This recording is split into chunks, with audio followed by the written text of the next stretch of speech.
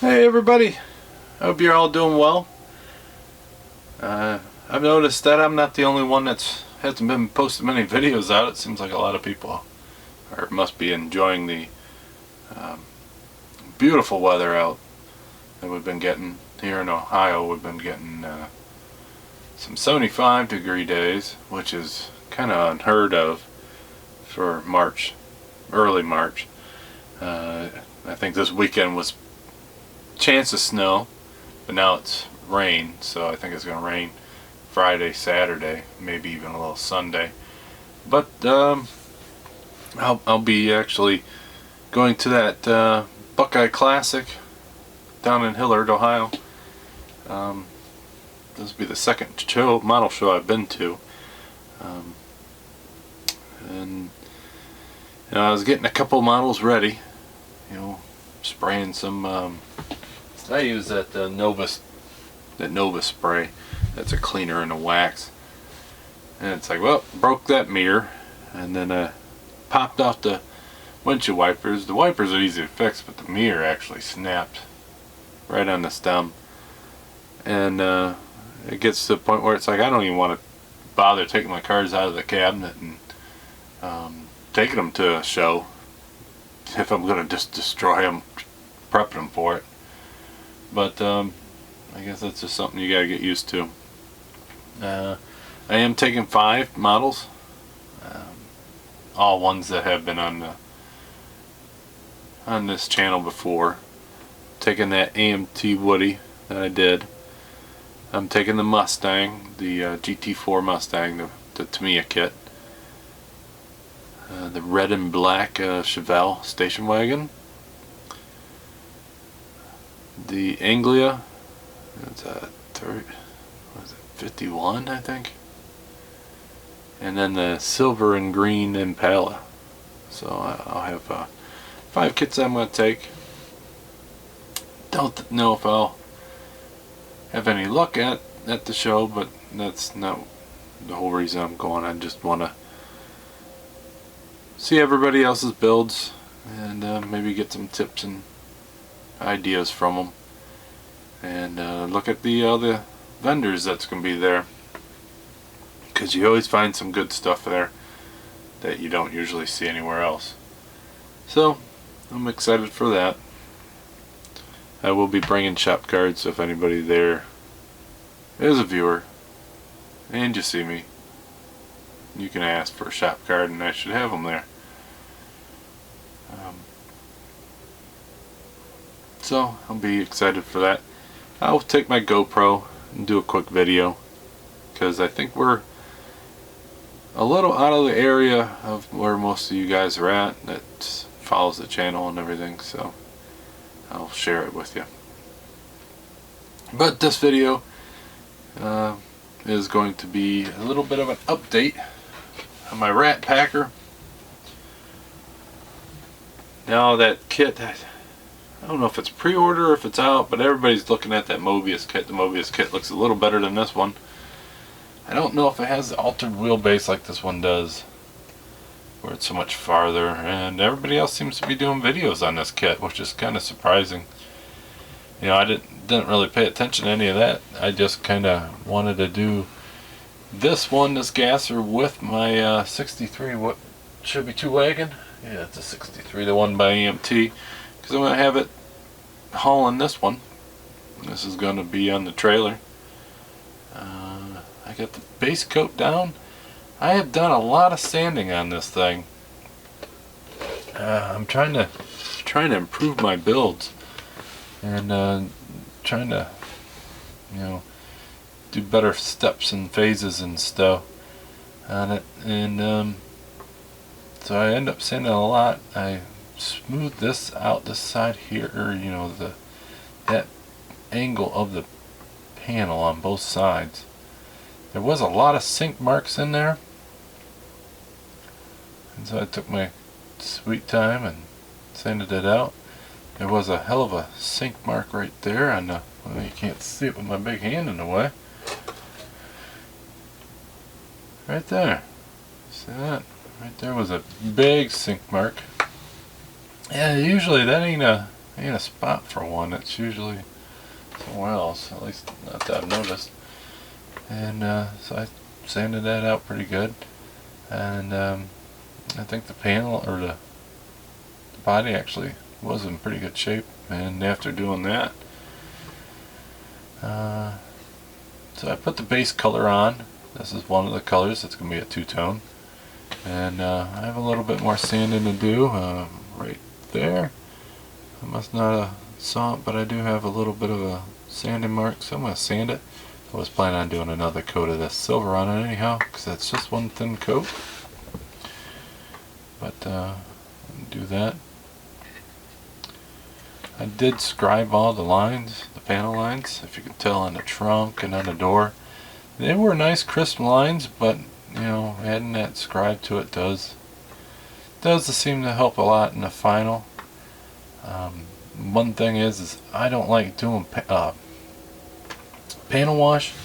I think it adds a little too much to it, so I kind of, now I'm scribing that line, and like as you can see there, it creates its own shadow, which is enough for the, I don't need panel wash anyhow. So if I make a nice prominent panel line, I let it do its own work and let it create its own shadow, and I'm more happy with that. Now, I'm not as good as some of you guys with that panel wash. Seems like if I do it, it looks too dark or has a kind of a mess on it, so I don't like doing that to my my panel lines. The hood, I didn't paint the hood yet. This one had 4 hood pins that was on it. You know, it was the ones that were molded in. So I put a little drill hole through where they're located at, and then I sanded those flat. And what I'm going to do is glue that bare photo etch pieces on there, and then I'll drill the hole bigger, and then I'll paint over it. But there was a lot of sink marks on this, so I did a lot of sanding. I went from 2,000 all the way up to I think 8,000 grit. I smooth it out, and I've been using the light to kind of make sure that it's smooth. But on these front 2 hood pins, I wanted to have the hood pin actually glued to this piece here, whatever that's called, where the radiator actually mounts. And it's not, see, that's all the way out here, this is way back there. So I'm going to have to actually have it mounted to the grill. And I hope that being out of focus don't drive everybody nuts. But I'm going to have to glue it to this grill instead. So if I put the grill in, which has these, they got these nice pins behind the lights to hold it on, that does seem to line up pretty well. And another thing I actually did, and with this paint I don't see it, which is actually nice, I put a little bit of thin sheets of styrene right there. I can see a little line because there's a huge gap right there on the hood, and so I kind of filled that in with that thin sheet of styrene. That gives it more of a nice fit, and it fits really well with that grill. But on this side there's a little bit of a gap. I think I'm going to just hope that the paint kind of fills that up a little bit. Another thing is the hood was actually recessed quite a bit, so I put that thin styrene on all the tabs to hold that up. And the hood's going to be the same color. I just ain't ready yet to put paint on that. So I'll do that. And then after I did that Impala, that green and silver Impala, I did it with this, with the green, or I did this silver with the green. And then all my bare metal foil around where all the chrome trim is around the windows, you couldn't even see it. It was kind of upsetting. and then I'm going to have them hood pins on there. So all the chrome is actually going to be up above. And normally the lighter color is on top on a two-tone. So one thing I'm thinking about doing is having this body line actually be the breaking point of the two-tone.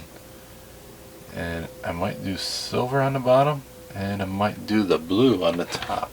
And the color blue, I think this is a new color for the Extreme Lacquer line. I'm not sure, so don't judge me too much on that. Is that blue? This is... I don't even think they say the colors on these anymore. They just... They used to tell you what color they are. Oh, it's just turquoise. It says it on the barcode. So I got it at Hobby Lobby. I got 2 cans of this. I didn't think I had another can, but I ended up buying one just in case. But I do have it. And then one thing I noticed is that they actually have different labels on the newer ones, so that you don't have to cut the lid off. So hobby stores are probably gonna have jackasses painting shit in the hobby store, because you know how people are. Oh, what color is that? I mean, you just spray it on everything like I own the damn place. So, but get that one. This is the silver. That's the diamond dust. That's what's already on the body. And another thing that I'm kind of worried about being that silver is, you know, I'm going to have all that tin inside. I call it tin, but it's going to be sheet metal. Well, that's all going to be just that basic Rust-Oleum silver that I normally paint everything. So hopefully that don't clash too much. So if it's down here, you'll have that turquoise, and then you'll see the interior silver. If I do like a blue line here and have that turquoise and the silver on top, you'll see silver than silver inside, even though it'll be a little bit different silvers, because this one has a heavier metal flake to it, so it's more of aggressive. The other one's more of a smooth. It's not going to give me the contrast that I actually want. So I'm kind of debating on that, having a very little bit of silver on the outside showing. Hopefully it works. That's always the fun / stressful part of model building for me, because it's like I want it to look perfect, and trying to visualize it in my head. Normally I do alright, but you know, you see something in your head and then you do it, and then it's not exactly the way you want it. I get a little picky on that. I still enjoy it, but I get a little picky. But one color I was thinking of doing, I have these 2 colors, was getting really wild. Let's move that back. And then doing that flaming orange. Them colors do look good together. But then I was thinking, I'm going to have the family wagon pulling this thing. And I didn't want to get too crazy with this. So I end up going with, and I had the damn can here, and who the hell knows where it went.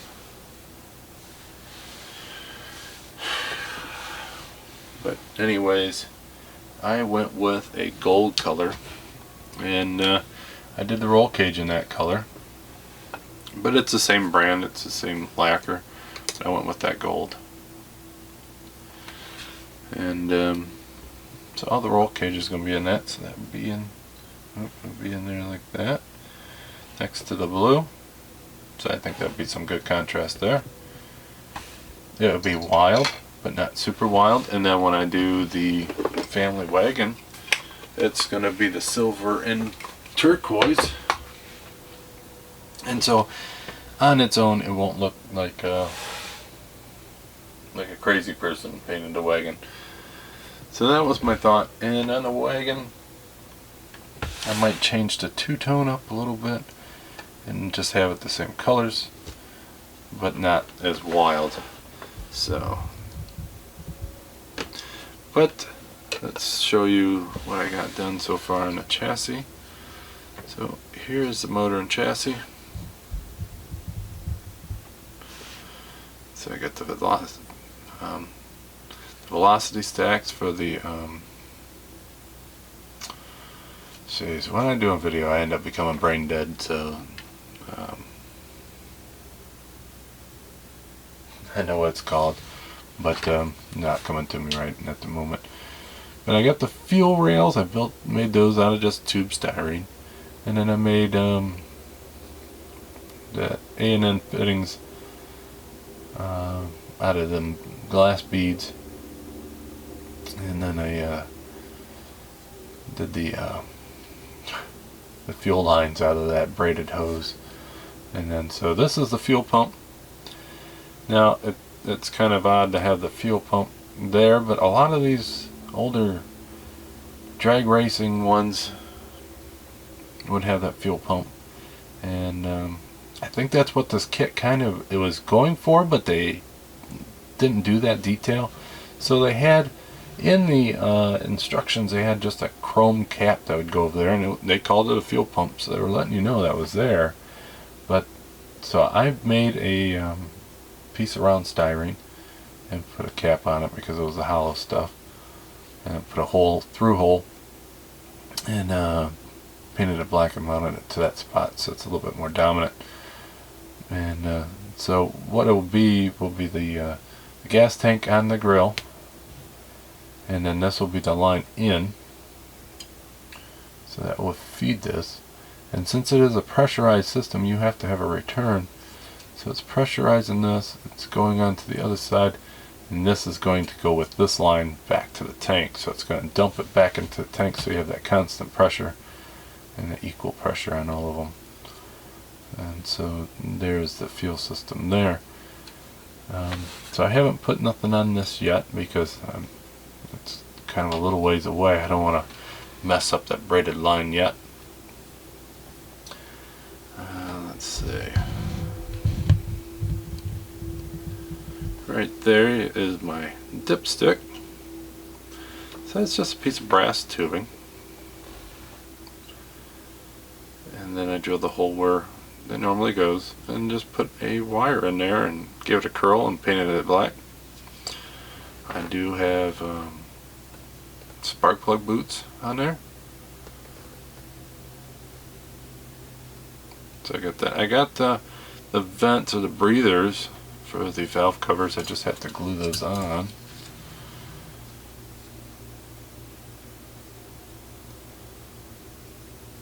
And you know, the water pump would normally go there, but on these gassers I don't see the water pumps there. They usually just have the line going into the thermostat and then a line return. I've been looking at a lot of pictures of them gassers engines that are in the style. So I think it's a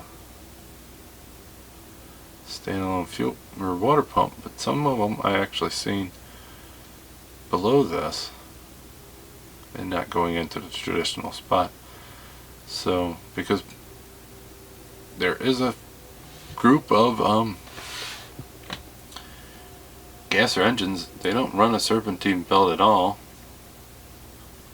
So they would have a electric fan on the radiator and no serpentine belts at all. It would just be the block. So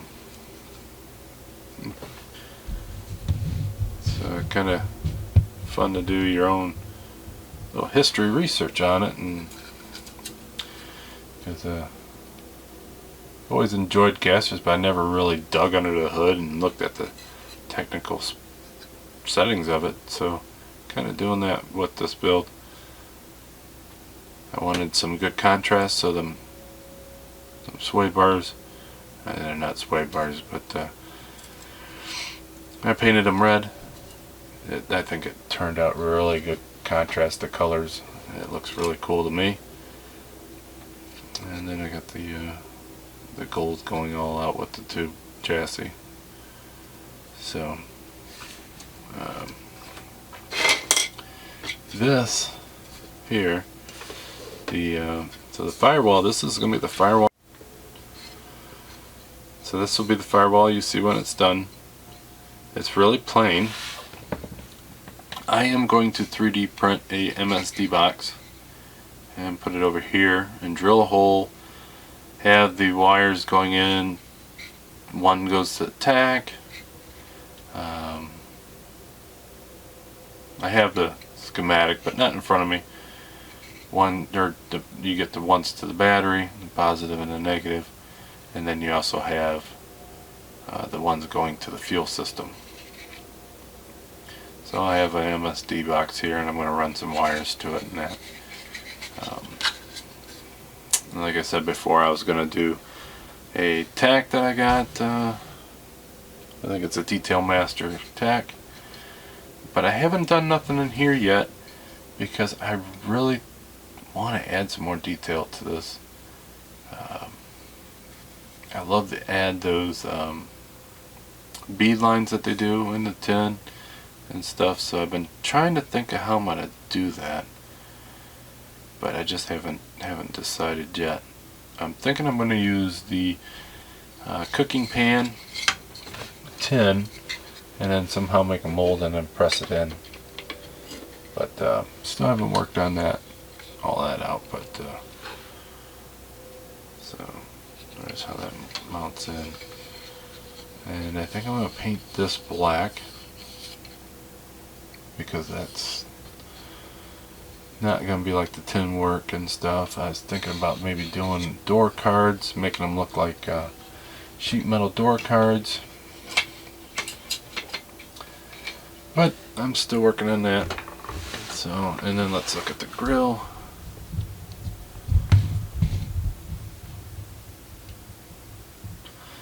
So I did cut out the bottom of the grill.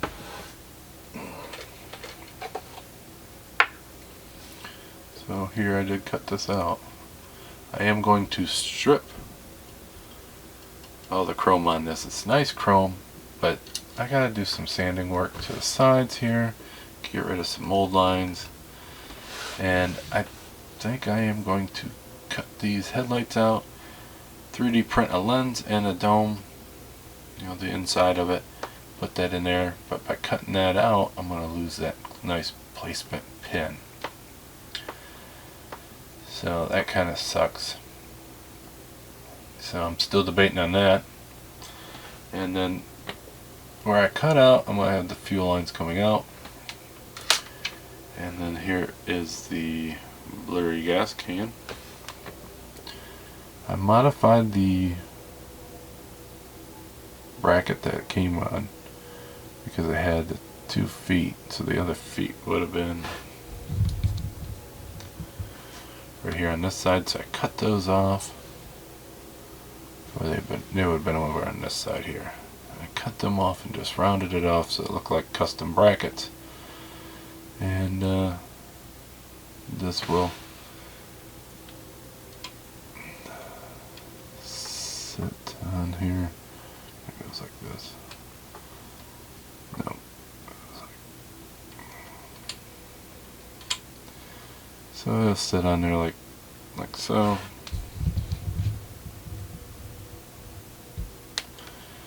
And then the fuel lines will come out and get onto that. So that was a lot of information.